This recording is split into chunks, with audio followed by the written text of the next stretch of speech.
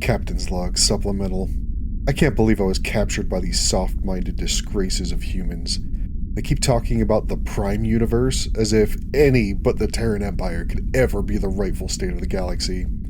Now I suffer inside of this cage, forced to watch as these sycophants celebrate We Love the Captain Day for my sad excuse of a doppelganger.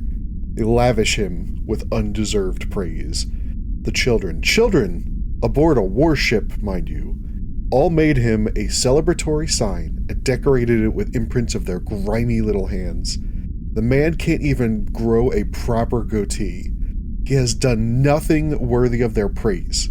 I will feed him to my moopsie and find out if there's even enough backbone left in the man to sate its hunger.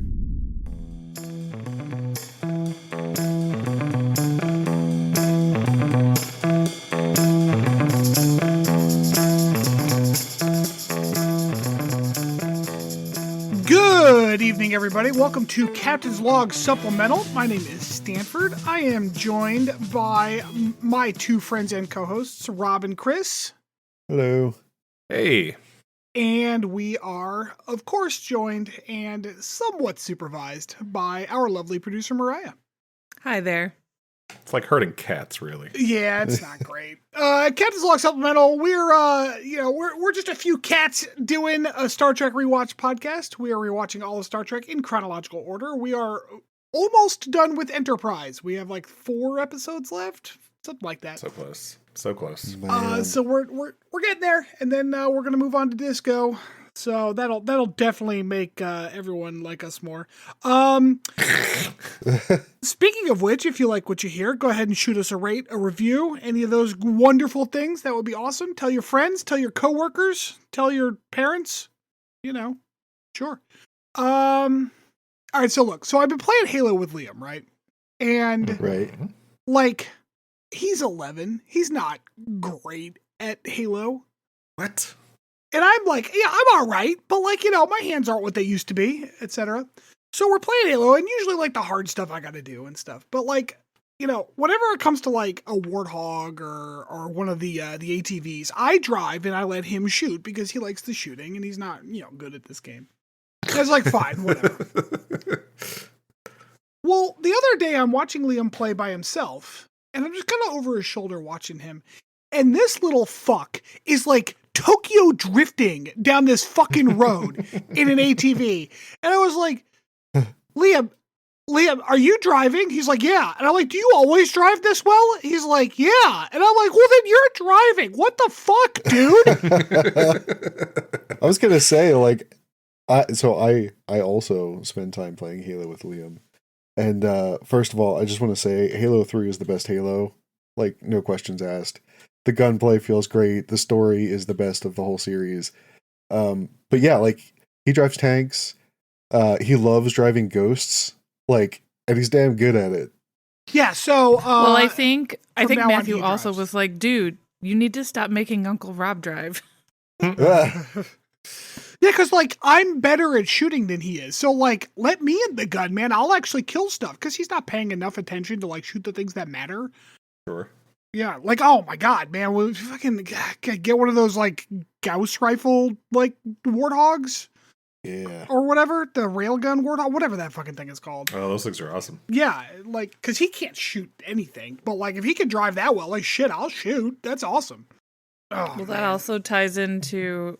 Yeah. Oh, yeah. Chris, I wanted to ask you, so we are now at the age where Liam can ride in the front seat of the car?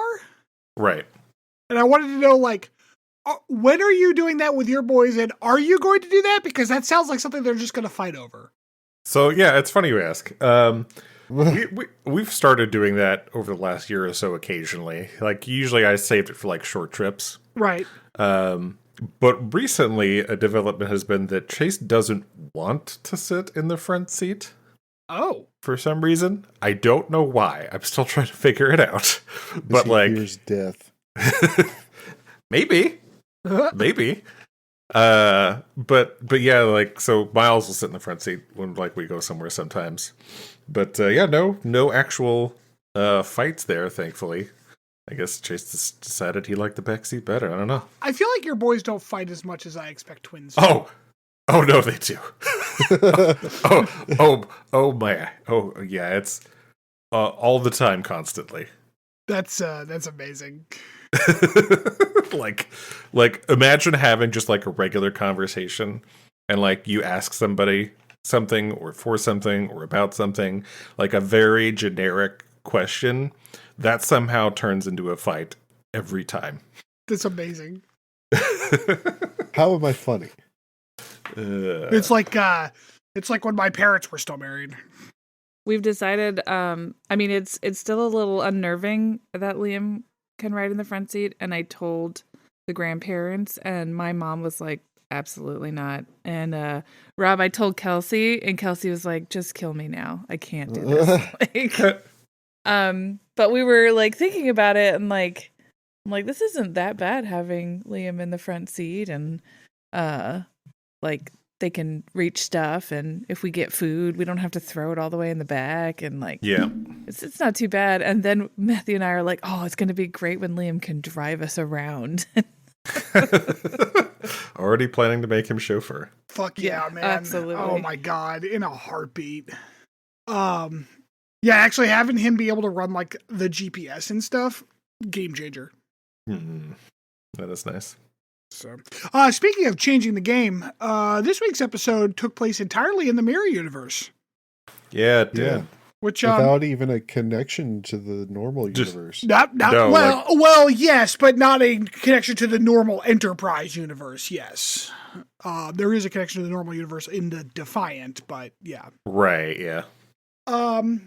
So, this week's episode has probably the best cold open this show has ever had. It was so funny. And it occurs to me, like, Rob, actually, I would like you, Rob, to give me your experience, because you've never seen this before. Because I've seen this through like 4 or 5 times, because this is probably my favorite couple of episodes of this show. Okay. So, like, I kind of knew what was coming. Like, I knew that this was going to take part in the Mirror Universe, right? So, first of all, I gotta say, I love that First Contact still happens in Bozeman, Montana for some reason. Right. And it's still Zephram Cochrane, right? Still at like some shitty, like rundown missile silo, yeah. I love that Cochrane just pulls the shotgun out from underneath his amazing. very, very exquisite cloak.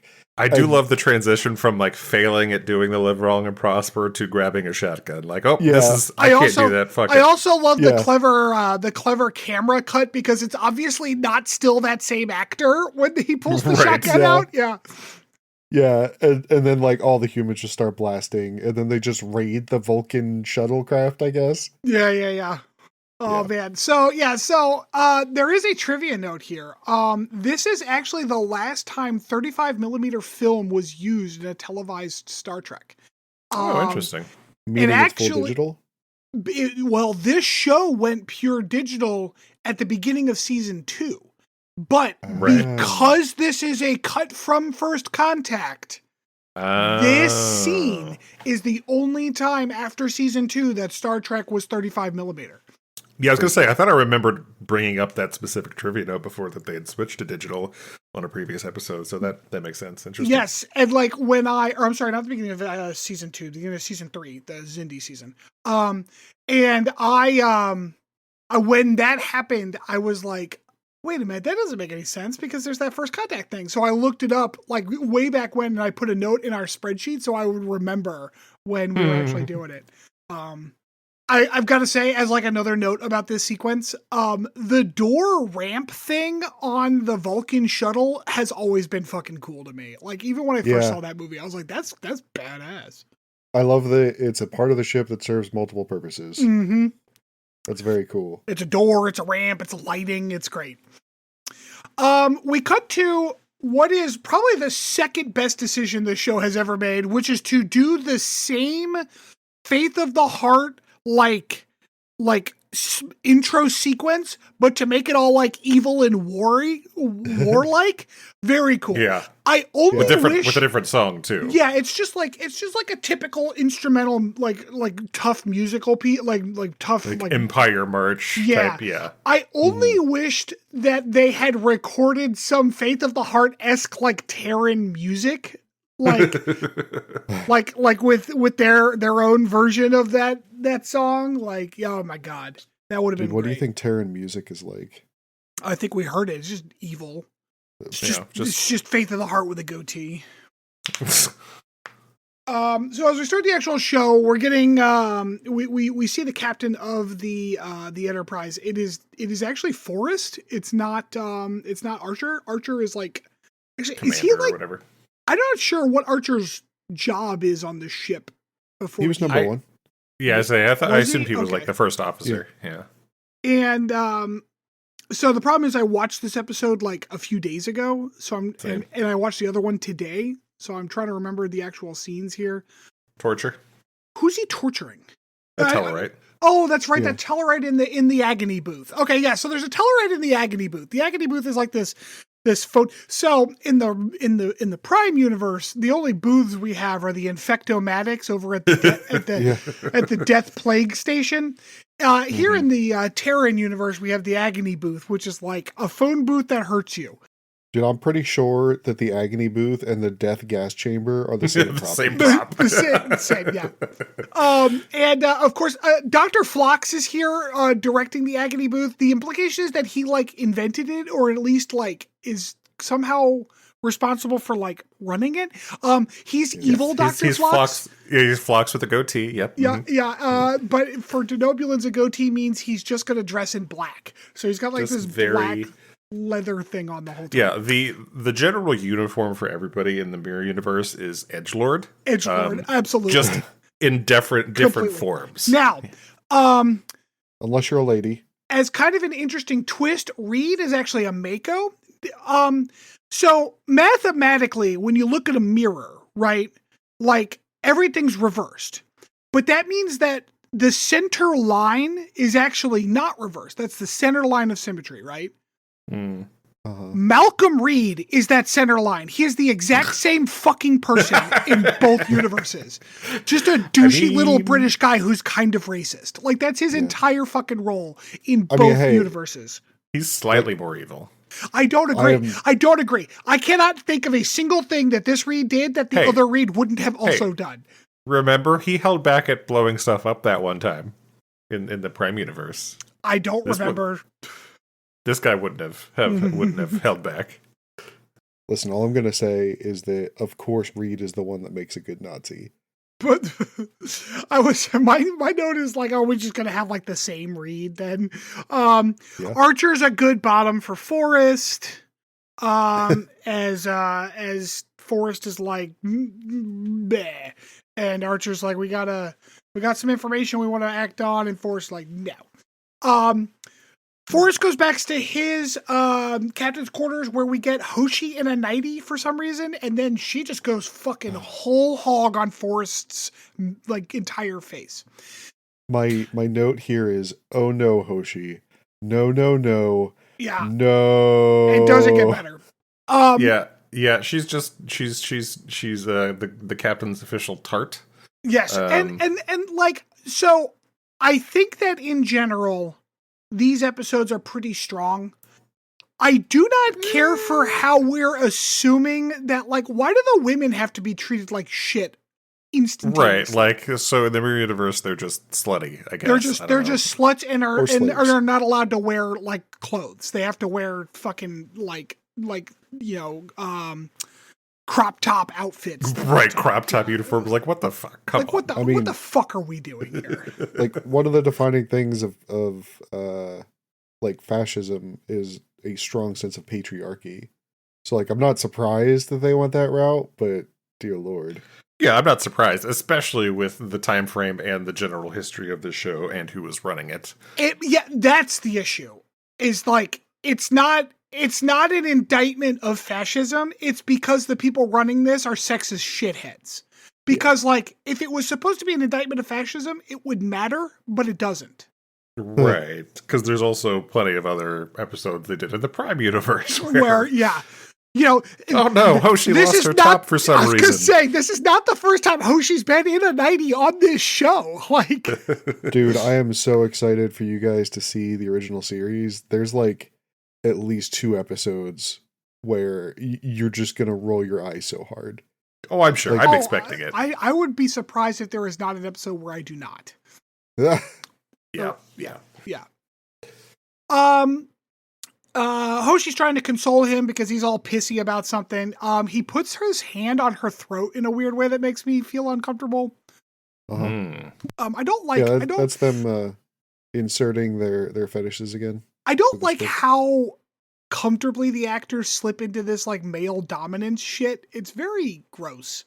But things went bad at Tau Ceti or some shit. But anyways, mutiny as Archer takes over control of the ship.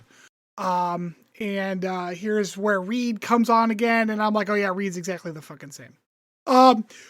We get to the bridge where T'Pol is currently in charge of the bridge, and my first instinct is, oh yay, T'Pol gets a uniform. Oh wait, there's her entire stomach. Yeah. The women's, so the men's uniform in the Mirror universe is the same as the standard like Enterprise jumpsuits, except they're like darker.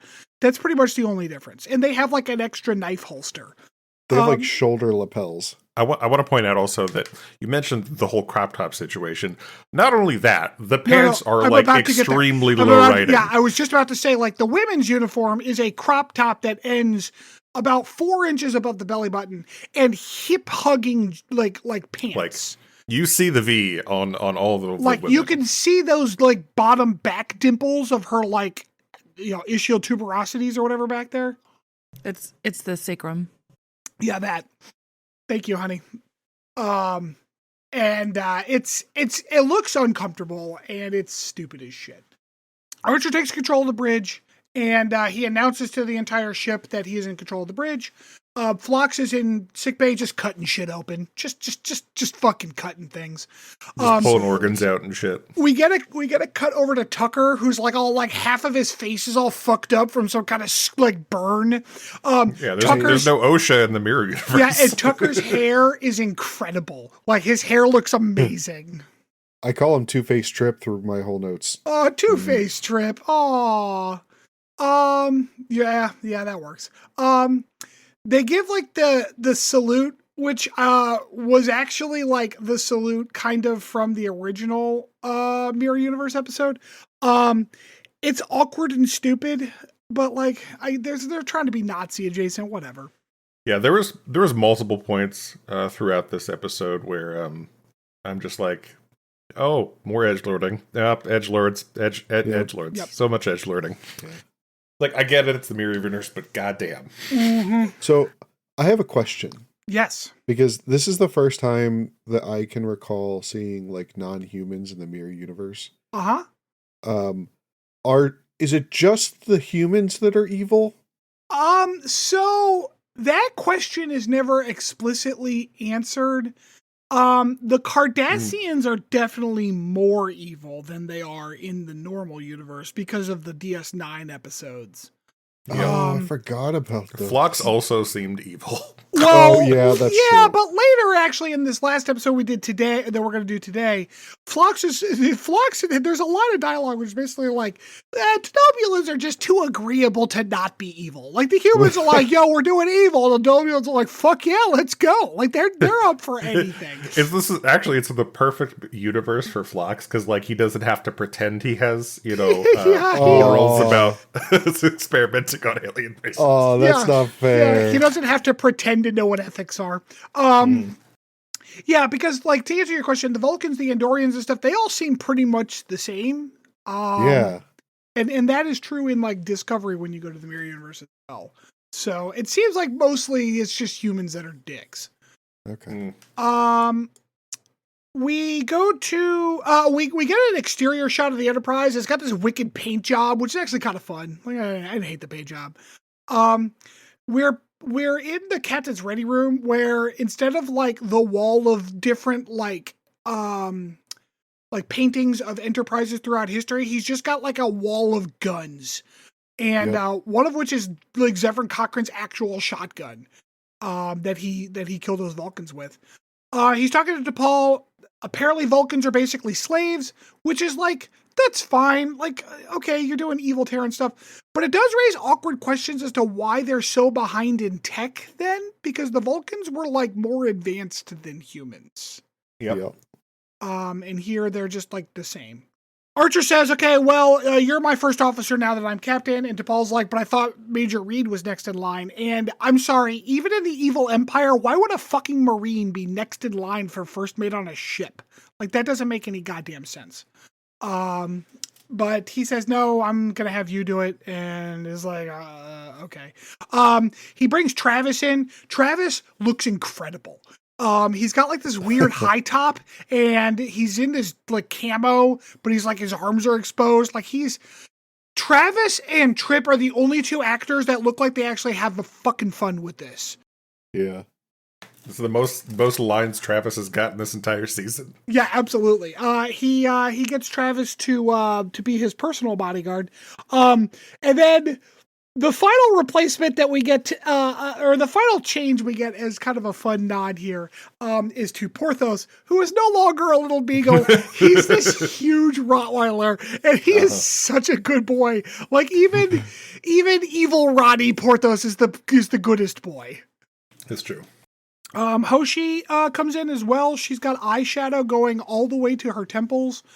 Yeah, that's the other key defining feature of women in the Mirror Universe is so much fucking eyeshadow. It's just whore eyeshadow, yeah. Even T'Pol had a lot. Oh yeah. Yep. And it was like orange. Yeah.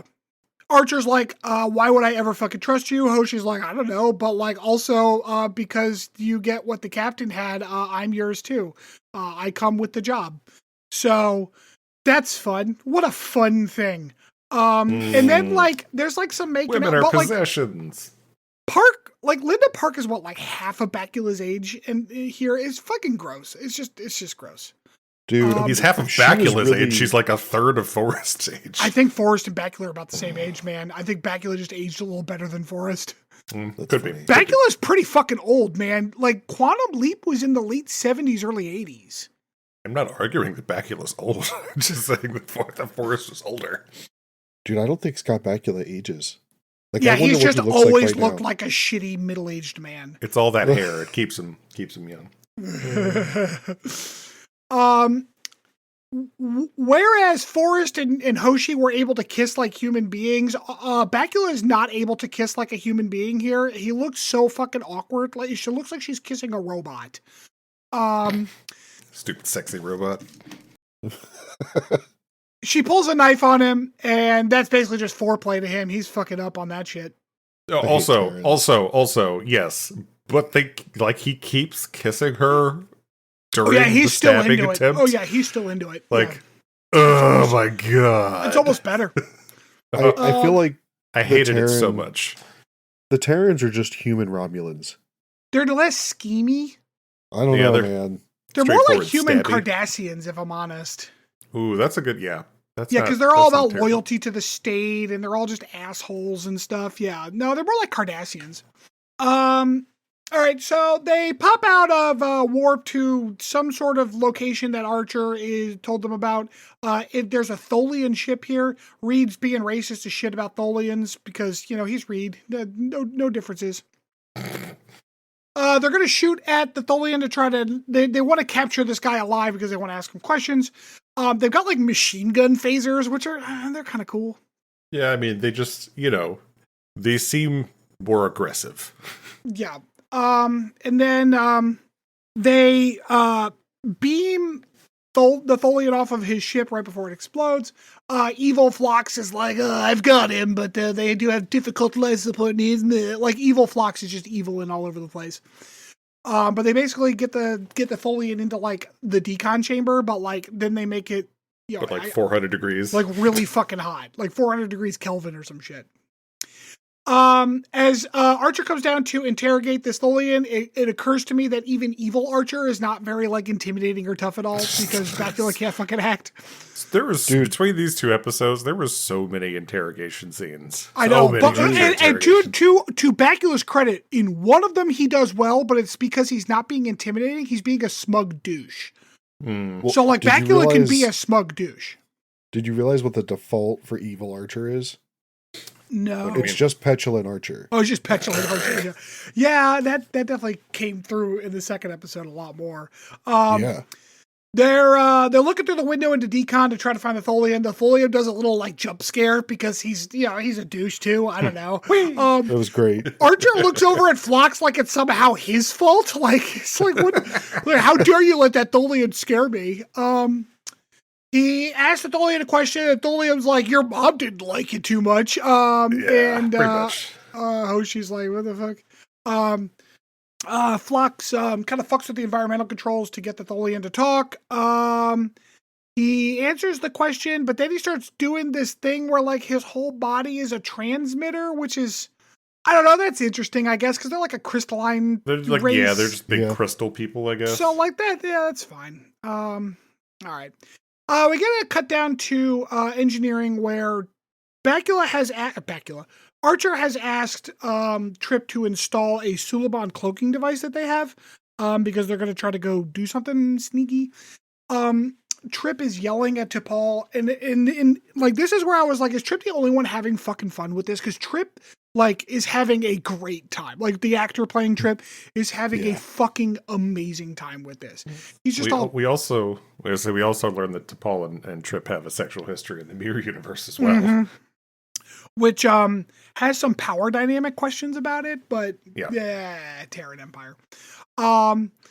Although he's like I've soaked up enough Delta radiation, my grandchildren are gonna glow. Like he's like they say that every year you work here takes 10 years off your life. Next to this baby, it takes 10 years off your life. At this rate, I'll be dead next week. Like he's just fucking funny. Everything he says is gold. Okay, so Archer's gonna go talk to to Captain Forrest in the brig. Well, you forgot about the surge that happens. The surge that the power surge in engineering, like Tucker gets thrown back. This is because they went down there to install the cloaking device. Oh, did that already happen? Oh, okay. Yeah, that's what happened in this scene. And then like the surge happens and Tucker gets fucking thrown across the room. Yeah. After yelling at T'Pol for not having a radiation detector on. Yeah. So Archer goes to gloat in front of the old captain. Like, there's not really a reason for this. Yes, my note was more edge learning happens. I guess he thinks that the captain, that Captain Forrest is responsible for the sabotage that happened to the cloaking device because it turns out the cloak was like specifically targeted by this surge. That's right, I remember now. Right. Rather than like a general system failure. So Archer goes into the brig and gives Admiral Forrest a fuck of a kidney shot, just right in the goddamn kidney. And pulls a dagger on him. I have to admit, Archer's dagger is kind of fucking cool. Like, it's a cool looking dagger. Doesn't get what he wants out of him. So they blame Trip for the surge because it was his login that was used to do something with with like turning off the internal sensors or whatever. So they put Trip in the agony booth. Trip's like, I've only been loyal to you, and Archer's like, break him, and it was kind of gross. Reed is having a lot of fun torturing Trip. There's a lot of torture in these two episodes. In what'll be the first of several post-coital Archer scenes, he's many. Oh my god. He's sweatily talking to Hoshi about being captain and stuff. But then he like, I don't remember. Oh, there was like an alert, and he goes out of the room and like opens the door, and there's like a Marine hanging out there. I'm like, did the Marine just listen to them fuck the whole time? Was like, is that what just happened? Yes, it's his job. He's the sex protector, I guess. The sex protector.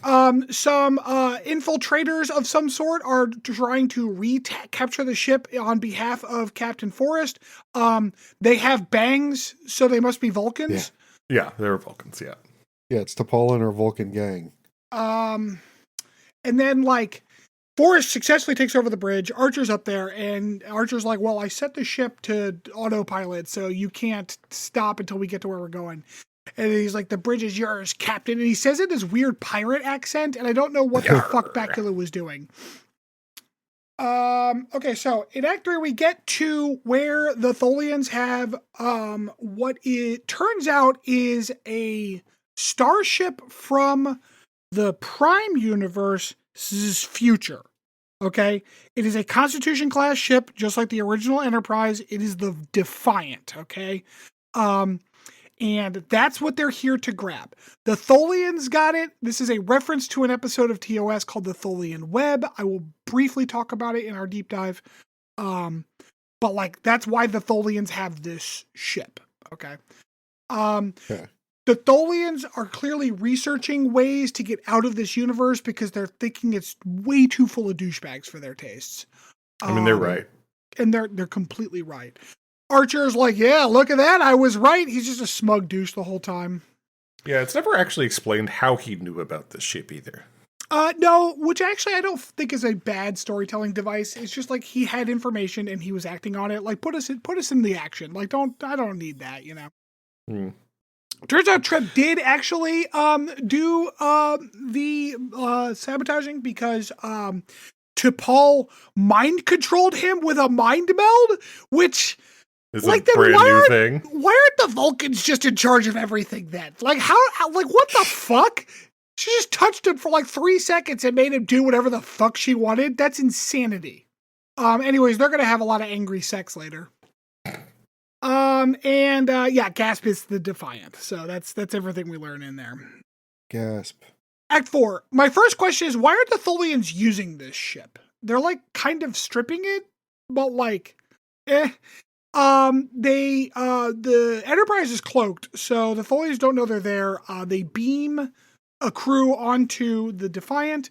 I was curious how many like original sets they used for this. I think there might be some original setting going on here, but maybe not because like I think a lot of the original sets may have been I was 40 years before this show came out, so like it's a long time.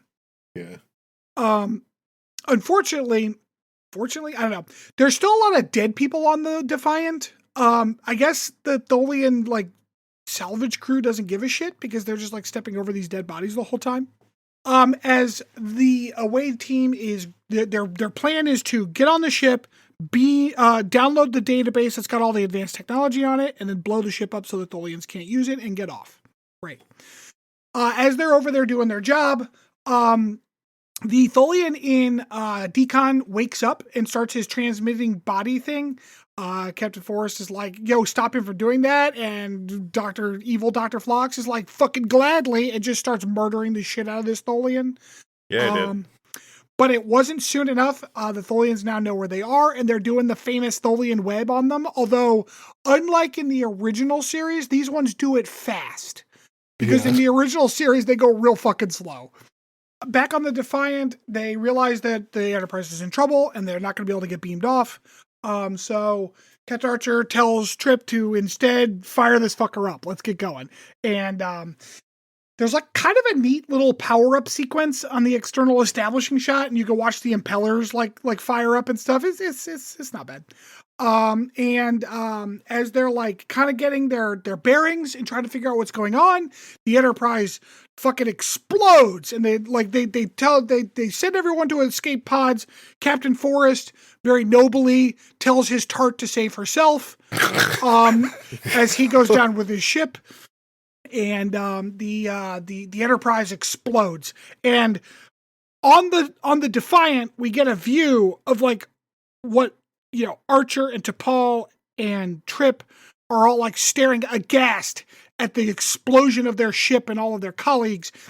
And also Reed, who's kind of smirking at it because it's an explosion, and that's like he's fucking down for that shit. Well, you did forget to mention how horny he got over all the phasers that the Defiant had. Oh yeah, he did. When he was talking about their weapons loadout, he was clearly hiding a boner behind that console. Yeah, between him and Tucker getting a hard on over the size of the coils. I mean, oh my god, That must go all the way to warp 7, which is funny because I believe the Defiant's like in terms of their scales, like in the 8s or 9s.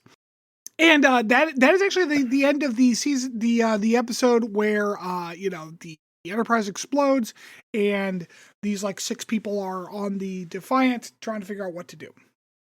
So on a scale from 1 to 5, where 0 is threshold, how are we feeling? Rob, you want to go first? So, man, so for those who are unaware, this is a 2-part episode. I've watched both parts now before recording this episode, and I think that I would have rated it more favorably had there been a tie-in to the actual fucking story at the end of it. But as far as I can tell, that's never going to happen. So it's a 2 from me. Damn. Yeah, so I also rated it a 2. I can't stand the mirror universe. I just it's like it's so fucking edgelordy the entire time. And I get it, it's fun. But like when the whole episode is about the mirror universe, it's just too much for me. 2 episodes. We get 2 episodes. Yeah. Which is a shame because I think overall, like the story itself is interesting and fine, and there's fun effects and cool set pieces. Which is probably why it's not a 1 for me. But yeah, it's a 2. So I gave it a 4. Y'all go fuck yourself. So the funny thing is, the reason that the primary reason it sounds like that you both didn't care for this is the reason that I think it works for me. I don't like Prime Universe people dealing with the mirror universe. I think that's stupid as shit. But if you want to give me this whole alternate universe story that's not going to affect the actual story, fuck yeah, that's a fun diversion. Like that's and it's funny to me that you, Rob, are like, oh man, it doesn't actually do anything for the story. What's the fucking point? Like, you love holodeck episodes. This is the quintessential holodeck episode. No, which is funny because you hate holodeck episodes. I know. That's why it's wild. But here's the problem, though, Stanford. Holodeck episodes are always about character exploration. None of these characters are going to matter next week. We learned so many things about Reed's character because he doesn't change. It's the same character. So I really enjoy this episode. And like the mirror universe stuff aside, like I said, the biggest issue I have with it is how the women are treated, because come on, like we could do better. But like the plot structure is fine. The fact that in these 2 episodes they're so like well split between like we were on the Enterprise, we find the Reliant, end of like the overall first part. Now we're like on the Reliant dealing with shit. Great structure. I like it. Like I like the story. It's a good story. I agree there. Like the structure, the story itself are totally fine. It's all just the backdrop of it that just makes me gag. But like, because the backdrop doesn't matter, I like it better. I kept waiting, and like we'll get to the point where I was like, okay, this has got to be it during like part 2, but I kept waiting for one of them to just like drop the act and reveal that they were from the Prime Universe's Enterprise. So I had skipped these episodes before when watching the show when I realized what they were. So this was like, I think I watched the first half of this episode and then skipped it when I initially watched the show. So like I had never watched the second episode, and I only watched about half of this one, and I stand by that original decision. I'm sorry, y'all don't know good things when you see it. That's fine. It's like, it's no judgment. Like, we all have our blind spots, and this is apparently it. I think this, to me, this is a breath of fresh air, because this show has been so fucking dumb that like finally it's like, well, we could just, what if we lean into the dumb? It's like, fuck yes. See, like, that's good. That's good shit. Make this happen. And it only works for me because it's 2 episodes. Like, you couldn't do a whole show about this. Right. Which is foreshadowing for my deep dive about Discovery. Anything else y'all want to say? No. All right, cool. Then after a short break, we will be back with my deep dive.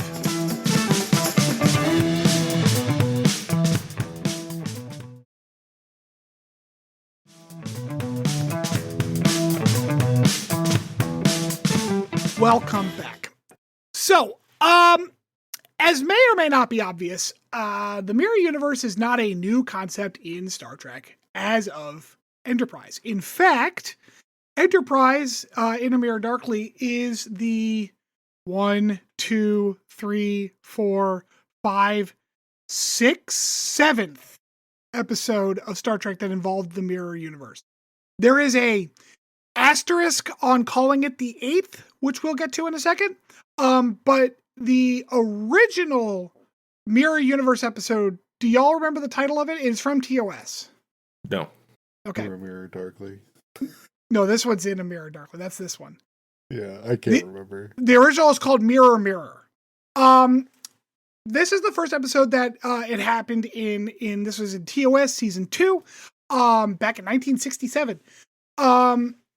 The premise was supposed to be just a complete one-off. Okay, basically, due to some kind of weird transporter accident and like some kind of ion storm or some nonsense, Captain Kirk from our universe was being transported at the exact same time that Captain Kirk from the evil douche universe was being transported, and so they swapped places, and then good Kirk ended up on evil ISS Enterprise, and like there was a slight adventure, and like Sulu's got a wicked fucking scar across his face, and Spock has a goatee.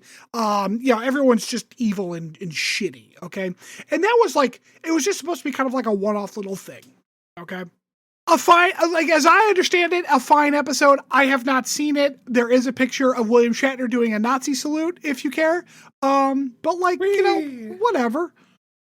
Evil universe, Enterprise, etc.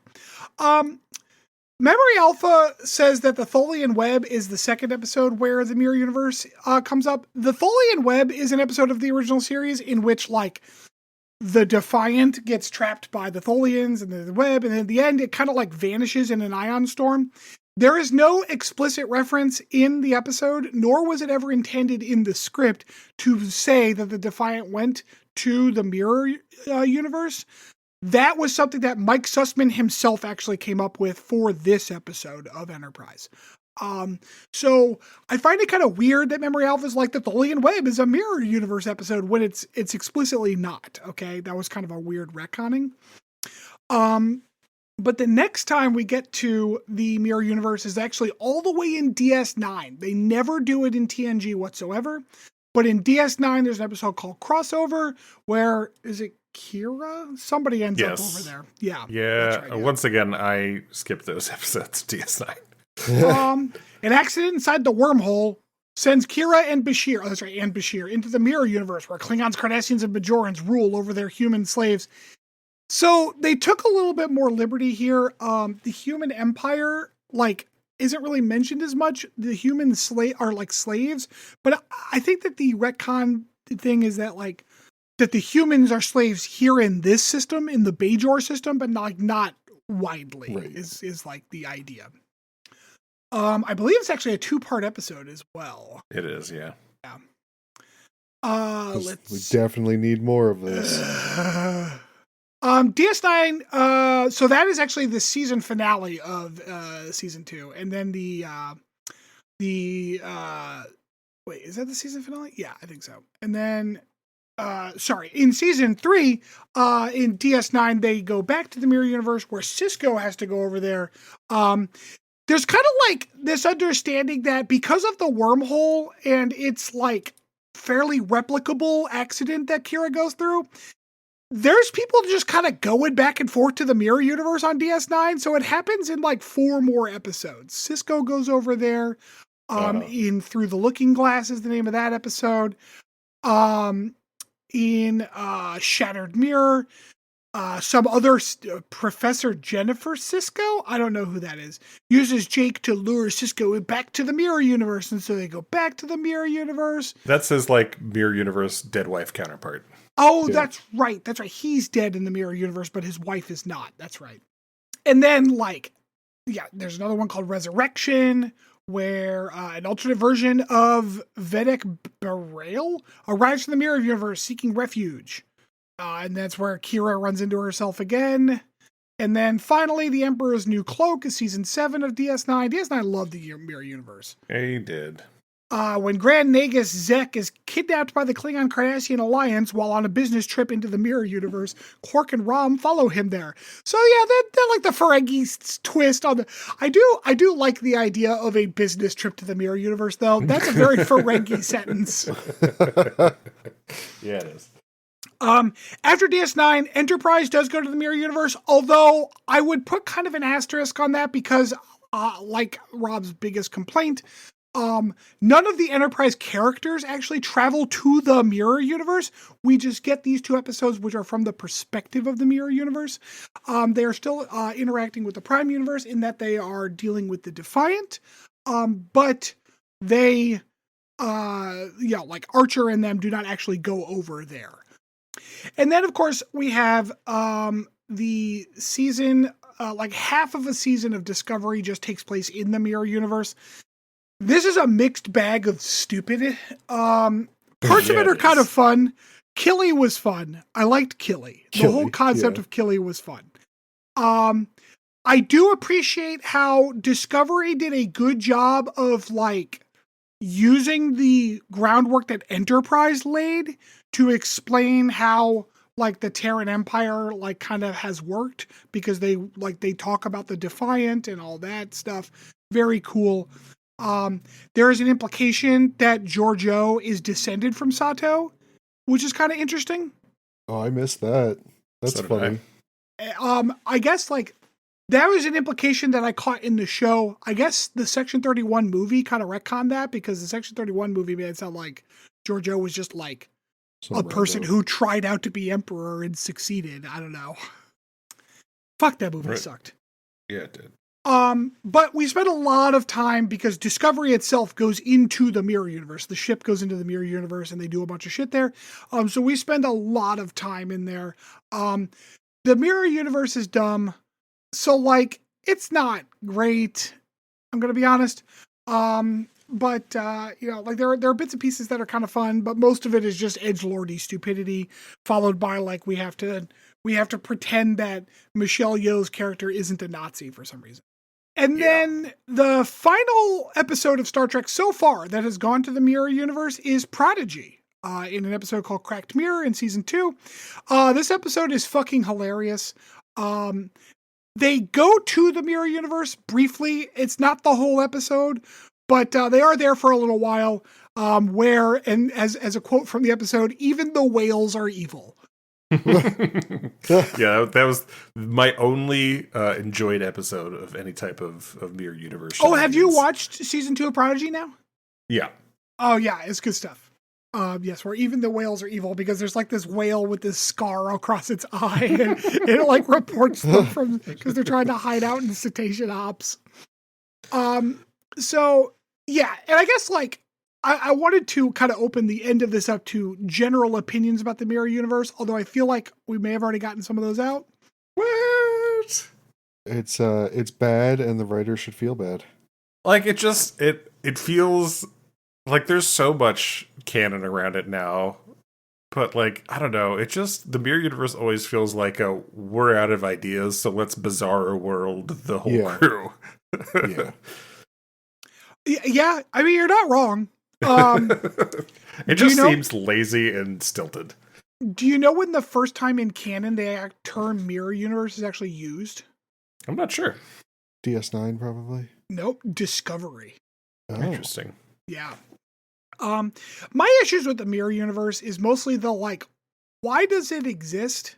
Right. Because like we talk about different quantum universes and stuff, but like for some reason we have this one universe that is like the same as ours, but everyone's a douche. Well, we keep going back there.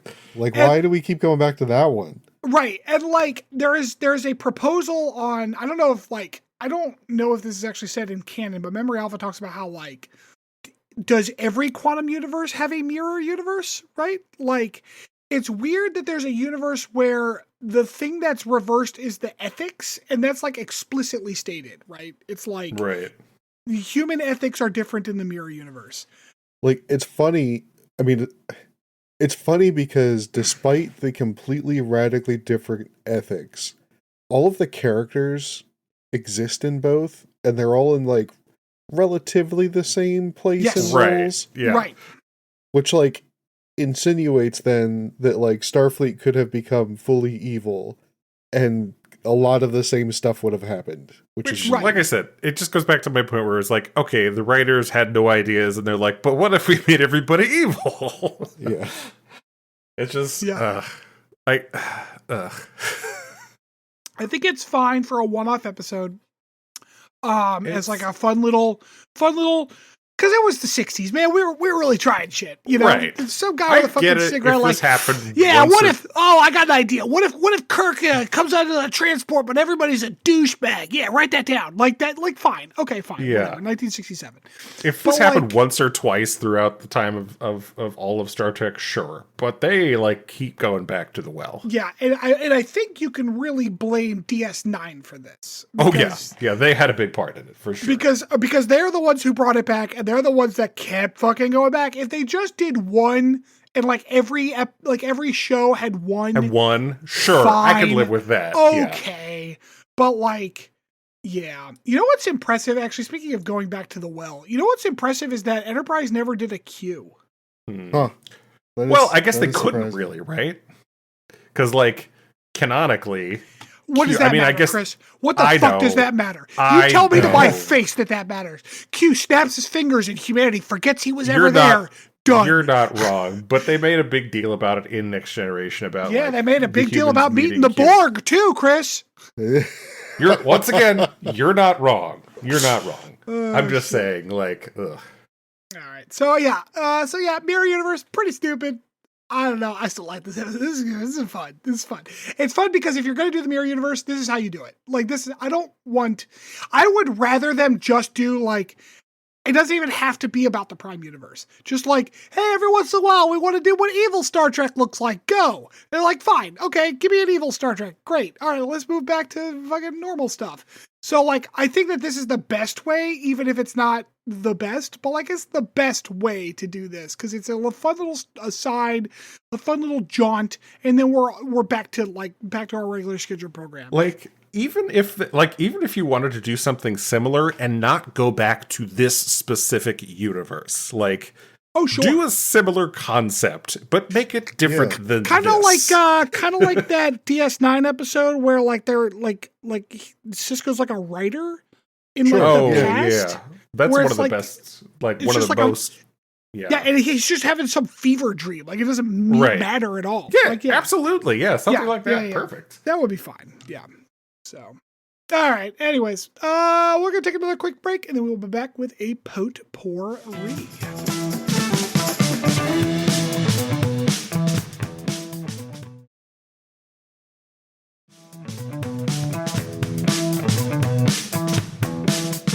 Welcome back, everybody. Okay, so for today's potpourri, what I want to do is a Death Note exercise. So for those that aren't aware, Death Note is an anime where the main character finds a notebook and he can write anybody's name in the world in this notebook and they die.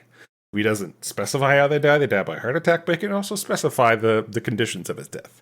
So basically, he has the power to write anybody's name down and they die with no repercussions for him, basically. So I thought a fun exercise for our potpourri today would be to have each of you give us 3 characters within Star Trek who you would Death Note if given the chance. And why? You want to just bounce back and forth between the two of you? Did you not do Sure. any, Chris? No, this is all you guys. Oh, well, Oh. fuck you. What the fuck? Wow. Wow. All right. Number 1 for me, Lieutenant Marla McGivers. So I apologize on behalf of Chris, but he definitely doesn't know who that is. So why don't you go ahead and explain it? Like I'm a big McGivers stan, but like you just go ahead and explain it for Chris. So McGivers was the lieutenant that like fell in love with Khan after he shows up in the original series, and then just decides to fuck off with him and the rest of the the augments when they get stranded on a world, because she just straight up commits acts of treason, falls in love with a known war criminal, and just like I don't even know. I don't know how she could ever possibly be like rehabilitated or like excused for her actions here. It's wild. Oh, so you mean that you're going to hold her responsible for being convinced to do something by someone who is notoriously the most charismatic person that's ever lived? Yeah, because she keeps doing it after they find out who he is. Dude, she was gaslit. Like, what do you want from her, man? This is Love is real love, victim man. blaming. I want real love is victim love. blaming. Oh no! I like how you're killing No. her, but not Khan. Like, you could just take care of the problem with Khan, but no, you got to blame the woman, huh, Rob? Oh, I thought we were doing the whole like Adolf Hitler thing. Like, you can't go back and kill Hitler. Like, killing Khan. Like, no, that's crazy. Okay, were there rules on this? I was not aware of the "you can't kill Hitler" rule, because that was my number one. I was just going to say Hitler. Like, All right, go for it. I didn't give any rules, so I figured you pick whoever you want in this. so I'm going to catch some flack for this. I would start with Picard. Jeez. So here's the thing. Here's the thing. Shots are fired. Like, I'm doing this from the perspective of me watching Star Trek, right? Not like I'm in the universe, because like Sure. I don't know anybody. That's fine. in the- Yeah, I didn't Like, specify whose perspective, so take like it how you want. I might have as much animosity as what's his face's colleague, like Steve did to the Infectomatic. Like fuck that guy. I'm just gonna write Steve on there. So I'm assuming like I want to tell good stories, and I think that like I would get about halfway through TNG's arc and then kill Picard. I think Holy that shit. would make not only the storyline of TNG better, but also Starfleet could stop sucking his fucking dick for the rest of the goddamn lifespan of the organization. I'm tired of it. Like, let's move on. you just don't want them to. You're just trying to stop them from making the show Picard. Well, and the show Picard is proof that like this is the problem, right? Like the show Picard. because then Picard is basically a documentary of how Starfleet loves that man. we would just wind up with Mirror Universe Picard. Have we met Mirror Universe Picard? He might be a really cool guy. He's probably French. Actually, no. He's exactly the same Picard, but he speaks with a French accent. He's called Patrick. He's Captain Patrick Stewart, and he is French. Yes. The Starship Enterprise. He has like one of those like little thin like French mustaches, and he carries around a baguette with him. Little beret on top. Baguette. Wears a beret on the bridge. So I didn't ask Rob this on his first one, but Stanford, how would you kill Picard? Oh, I think so. Ironically, I think heart attack is the perfect way to kill him because of his bullshit fair. heart. Yeah, that's fair. Yeah, he actually dies in that episode of Next Generation. And that's genuinely that's the moment. Like if he actually died there, I think the show would have been more interesting. Interesting. Okay, I like it. It's thought provoking. All right. Yeah, that's definitely why I was. Rob, what's your next one? My next one is Kai Wynn. Oh yeah, fuck that bitch, man. Yeah, right. Yeah. Oh, Rob, you all right? Did a woman hurt you? Like. So I'm sorry, Rob. Obviously, Mariah has not seen a lot of Star Trek, so she doesn't know who Kai Wynn is. So like, if she sucks like, real bad. I'm obviously like Kai Wynn is basically tattooed on my back. Like I know who she is, but like, could you explain it for Mariah, please? She's like the Bajoran Pope. Oh, that fucking. Oh no, she can die. Holy shit. Fuck her. Oh my god, she is such a bad person. Right? I mean, she sucks real she's bad. A character that you're very clearly supposed to hate, right? Yeah, She's, for sure. She's like the Dolores Umbridge of DS9. Yeah. Winds up like betraying her entire religion and her like all of her own people, because she didn't like that a black guy got picked. Okay, to be the prophet. Yeah. I mean, to be fair, I don't think it was his skin color as much as he's a human. But like, No, it's definitely because he's black. Yeah. It's just like, why couldn't they find a nice white human to be the next prophet? Yeah, Jesus so Christ. She's a terrible person. She is not a good person. Man, how do I want her to die? Ooh. I feel like she should get stuck inside of the wormhole in an eternal time loop where she has to watch Cisco over and over again. That's very fitting. I like that. Yeah. But then she doesn't actually die, so she has to die though at some point. It's just like of old age, trapped in the wormhole. Yeah. She's just got to do it until she dies of old age. Nice. Damn. All right, so Stanford, who's your second one? Do I get to do it at any time in the Star Trek universe? Anytime. Fucking Noonien Soong. Get rid of him. I'm done with him. His bullshit. That's what it was. I'm tired of all of the Noonien Soong nonsense. I'm tired of the augments. I'm tired of the fucking android bullshit.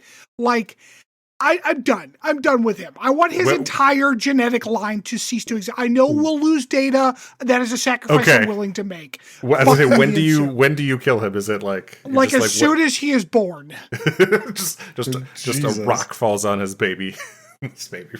So wait, you're getting rid of Picard and Data then? Data's next generation hater, right? No, Riker's a good guy. Like, no, he's good. All right, so how are you squishing Baby Soong?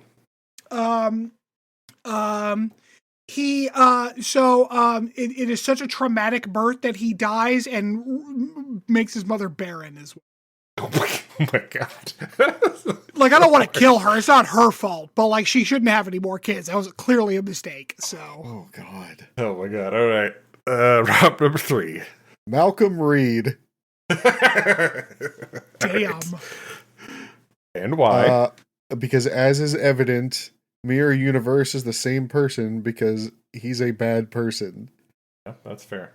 Or just such a neutrally ridiculous person. Like, he's just he is like the epitome of the banality of small evils. Like, he's a womanizer, he's a colonizer. Like, he's just he takes a little pleasure in everyone's just discomfort around him. Yeah, no, I agree. Like, that's a great way to put it. Like, I don't like him. And like, I feel bad because I feel like the dude who played him, I think his name is Dominic Keating. I feel like he did a good job of playing Reed, but man, I don't like the character. Fair enough. So yeah, I think that I want him to get stuck on Shuttle Pod 1 in that episode where him and Trip are stuck there. They managed to get Trip somehow, but yeah, Reed just gets stuck. All right. Nice. So for my last one, I'm kind of cheating, but also not, because it's going to take out a lot more than just one person, but also it's just one person. Q. I knew you were going to say Q. Shit. Like, first of all, it takes out the whole continuum because they're one person, even though they're not. I did think about Q as an option too, by the way. So that's not. No, I get rid of them. I don't like them. No. How do you kill them though? I make them mortal. Oh, okay, fair enough. I make it one insignificant mortal dude, and not even like insignificant, like he's like naked alone on the moon or whatever. Like, he just leads a shit life. He's just like some low level accountant or some shit, or some like banal company. Like, yeah. You know what he could become Barclay from TNG. Barclay has too much fun and importance in the world. I need him to be completely unimportant. Shockingly, I need him. True, yes. I need him to have a job where he's tasked with things, but only because it's too much effort to fire him. Okay. All right. Well, so I actually have 2. I thought of another one. So my first one was Lorca, because he sucks real bad, and he is the reason we do any of the Mirror Universe bullshit in Discovery. So fuck that guy. That's true. It's true. He can, I don't know, get shot in the face with a phaser. Maybe a light is just so bright he dies.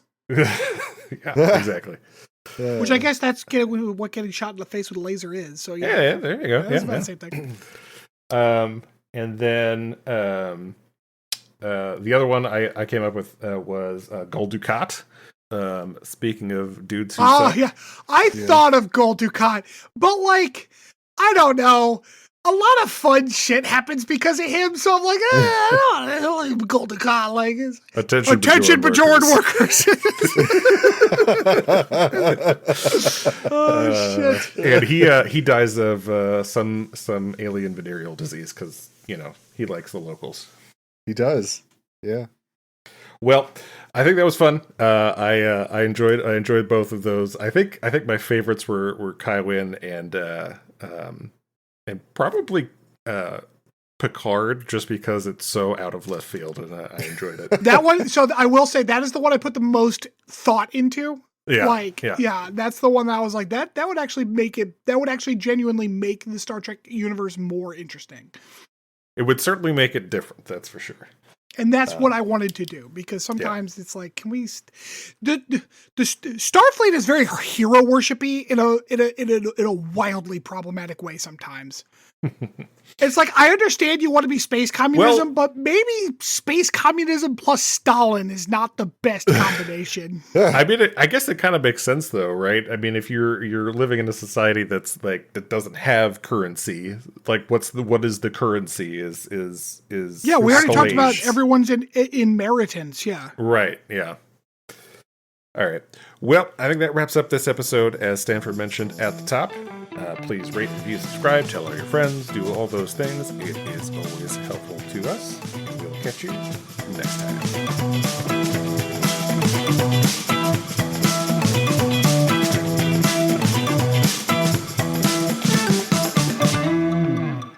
Thanks for listening to Captain's Log Supplemental. You can follow us on Twitter at PodCLS or send us hate mail at podcls3@gmail.com.